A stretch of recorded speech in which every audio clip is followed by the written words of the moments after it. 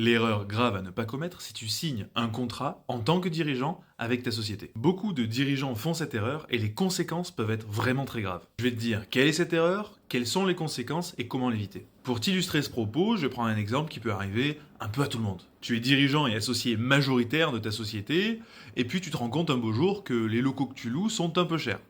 Et toi, t'as des locaux que tu pourrais louer à la société moins cher. Également, tu te rends compte que la voiture de la direction est un peu sur sa fin, et toi, en tant que personne physique, tu n'utilises pas trop ta voiture et tu te dis, pourquoi pas en faire profiter la société, donc du coup, tu décides de la vendre à la société.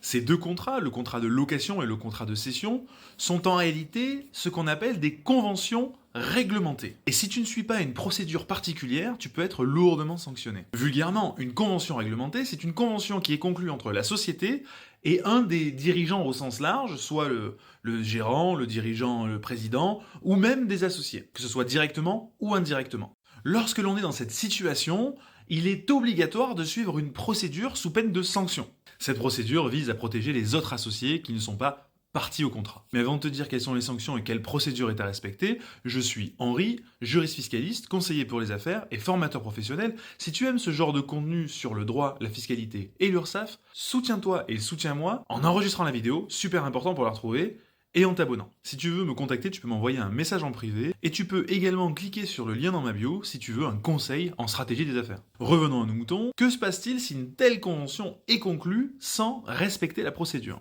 Il y a principalement 3 effets possibles. Premièrement, tout effet dommageable sur la société de la convention peut être mis à la charge du dirigeant. Deuxième effet, dans certains cas, la convention, le contrat donc, peut être annulé. Le troisième et le plus grave, la responsabilité pénale du dirigeant peut être engagée. Il est difficile ici de dire exactement quelle est la procédure, mais retenez que grosso modo, ces conventions doivent être approuvées a priori ou a posteriori par les associés ou actionnaires, ça dépend de la forme sociale. Il doit y avoir également notamment un rapport spécial, voire un rapport du commissaire aux comptes s'il y en a un. A noter que même si tu es en EURL, donc il n'y a qu'un seul associé, tu dois inscrire au registre des décisions qu'il y a une convention réglementée.